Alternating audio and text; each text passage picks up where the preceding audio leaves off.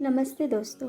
आज हम श्री हरिवंश पुराण विष्णु पर्व के 38वें अध्याय का श्रवण करेंगे, जिसमें हरियशु के पुत्र यदु के पुत्रों और उनके विजयों का वर्णन किया गया है।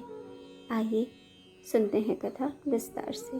वैशंपायन ने कहा, लंबे समय के बाद राजा यदु ने नाग राजा की 5 बेटियों से 5 बड़े सहस्त्र शाही पुत्रों को जन्म दिया, जो उनके परिवार के वंशज थे, अर्थात मुचकुंद, पद्मवर्ण, माधव, सरसा और हरिता। उन 5 पुत्रों को 5 तत्वों के समान देखकर अतुलनीय पराक्रम वाले राजा प्रसन्न हुए। एक बार 5 भाई गर्व और ताकत से भरे हुए थे। धरती के 5 स्तंभों की तरह अपने पिता के सामने खड़े हुए और कहा, हे पिता, हम वयस्क हो गए हैं और बड़ी ताकत से संपन्न हो गए हैं। हमें जल्दी ही बताएं कि क्या करना है। हम आपके आदेश अनुसार कार्य करेंगे। बाघ के समान पराक्रम वाले अपने पुत्रों की बातें सुनकर और काम के प्रति उनकी लगन देखकर राजाओं में श्रेष्ठ यदु बहुत प्रसन्न हुए और बोले, हे मेरे पुत्र मुचकुंद को विंध्य और ऋक्षवन पर्वतों के चारों ओर 2 पर्वतीय नगर बसाने दी। मेरे पुत्र पद्मवर्ण को शीघ्र ही दक्षिण में सह्य पर्वत पर एक नगर बसाने दें। मेरे पुत्र सरसा को प्रांत में पश्चिम सह्य पर्वत पर चंपक वृक्षों से सुशोभित एक आकर्षक नगर बसाने दें। मेरे पुत्र विशाल भुजाओं वाले हरिता पीले पानी के सागर में स्थित नागों के राजा धूमवर्ण के द्वीप की रक्षा करें और उत्तराधिकारी के पद पर नियुक्त होकर मेरे धर्मनिष्ठ और बड़े हथियारों वाले पुत्र माधव को, जो मेरे सभी पुत्रों में सबसे बड़ा और अग्रणी है, मेरे अपने राज्य पर शासन करने दें।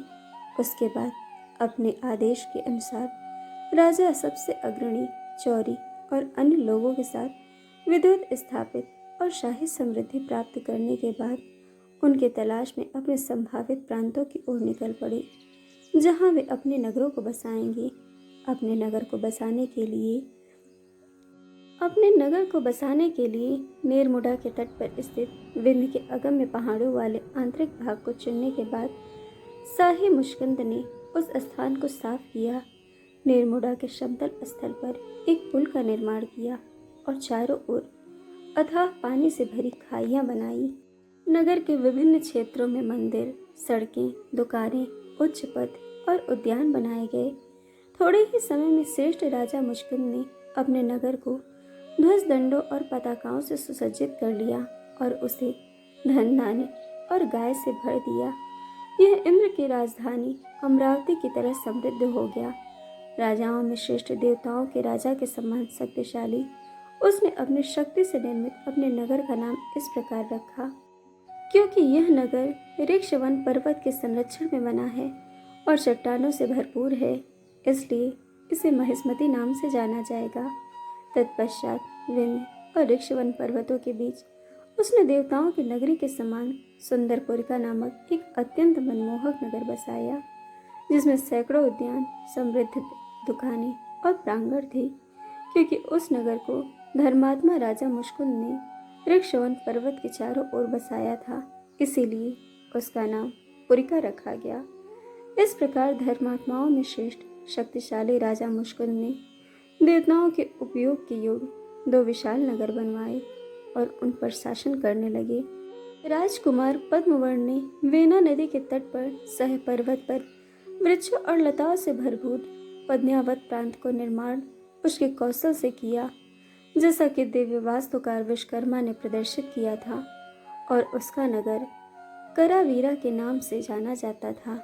अपने प्रदेशों की छोटी छोटी सी परिधि जानते हुए राजा ने एक पूरा राज्य बसाया।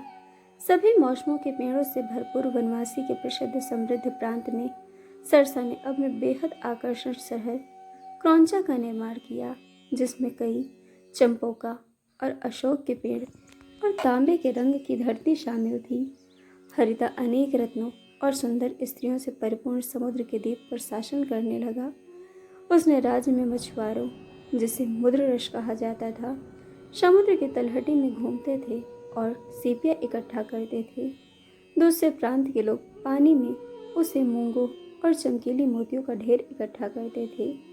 पानी में पैदा हुए रत्नों को छोटी छोटी नावों में खोज कर इकट्ठा करते थे। निषाद उन्हें बड़ी बड़ी नावों में इकट्ठा करते थे। उस राज्य के लोग मछली और मांस खाते थे। रत्न जड़ित द्वीप के निवासी सभी प्रकार के आभूषण लेकर नावों में दूर देशों में जाते थे और व्यापार द्वारा प्राप्त वस्तुओं से धन के देवता की तरह ही हरता की संतुष्टि को घेरते थे। इस प्रकार इक्ष्वाकु वंश उत्पन्न और यदु के पुत्रों द्वारा 4 भागों में विभाजित होने के कारण उनका परिवार 4 शाखाओं में विभाजित हो गया। समय पर यदु जात के अग्रणी माधव को अपना राज्य प्रदान करने के बाद सम्राट यदु ने अपना पार्थिव शरीर त्याग दिया और दिव्यनगर में चले गए। माधव के शाश्वत नाम का एक शक्तिशाली पुत्र पैदा हुआ जो अच्छाई के गुणों में संपन्न था और हर तरह की शाही उपलब्धि से संपन्न था। सात्वत के पुत्र अत्यंत शक्तिशाली भीम भी राजा बने। उनके नाम पर उनके वंशजों को भीम कहा जाता था और सातवत के वंशजों को सातवत के नाम से जाना जाता था। जब यह राजा शासन कर रहा था तब राम भी अयोध्या में फले फूले।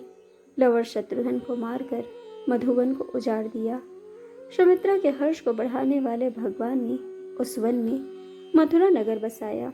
जब समय के साथ राम और सुमित्रा के 2 पुत्रों ने पृथ्वी पर अपनी लीला समाप्त कर लिया तो भीम ने अपने राज्य से सटे होने के कारण विष्णु के उस क्षेत्र में अपने नियंत्रण में ले लिया और वहां रहना शुरू कर दिया। इसके बाद जब कुश अयोध्या के राजा बने और लौ के उत्तराधिकारी अंधक ने उस पर राज्य शासन करना शुरू किया। अंधक का पुत्र राजा रेवत था।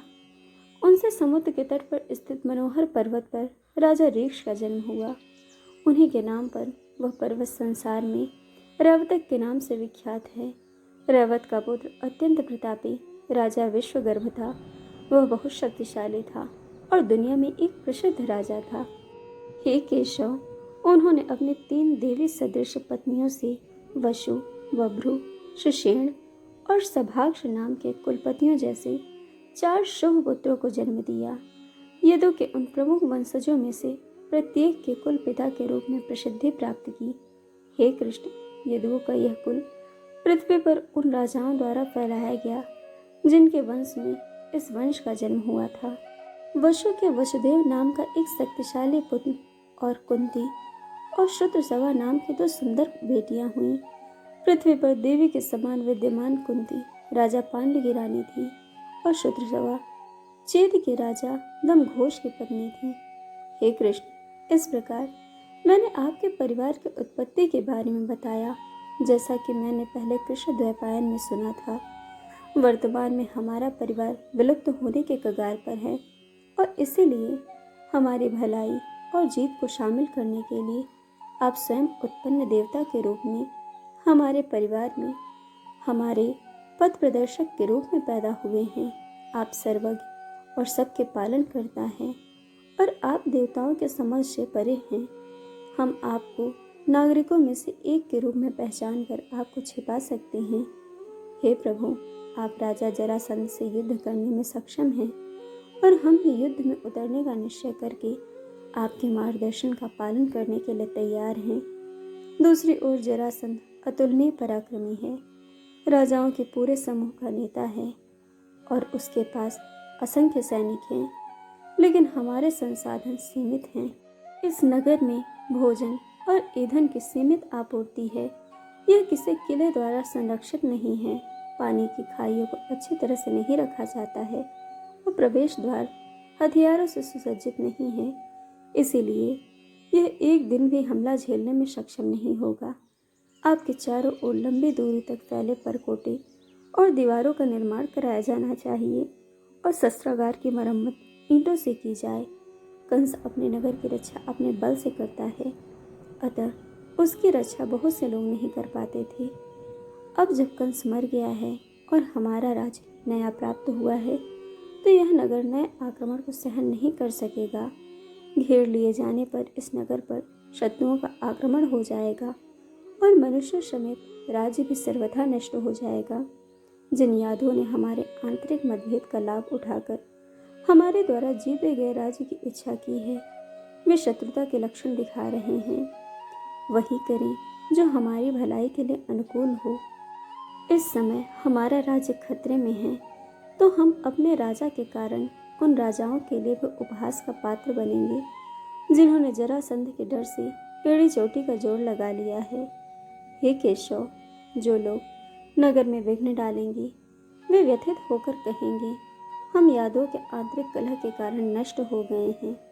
हे कृष्ण, मैं आप में कर्तव्य की भावना जगाने के लिए ऐसा नहीं कह रहा हूँ, बल्कि स्नेहवश मैंने अपना विचार व्यक्त किया है। हे कृष्ण, क्या आप उस चीज़ को शामिल करते हैं जो अब हमारी भलाई के लिए प्रेरित करती है? आप इस सेना के सेनापति हैं और हमें आपकी आज्ञा का पालन करना है। इसके अलावा आप उनके झगड़े की जड़ हैं। क्या आप हमें भी बचाते हैं और अपने आप को भी? तो दोस्तों, इस प्रकार श्री हरिवंश पुराण विष्णु पर्व का 38वां अध्याय पूर्ण हुआ। कथा आपको कैसी लगी यह हमें कमेंट करके ज़रूर बताइएगा और चैनल को सब्सक्राइब, वीडियो को लाइक शेयर करना बिल्कुल मत भूलिएगा। वीडियो देखने के लिए आप सभी का बहुत बहुत धन्यवाद। जल्द मिलेंगे कथा के अगले अध्याय के साथ।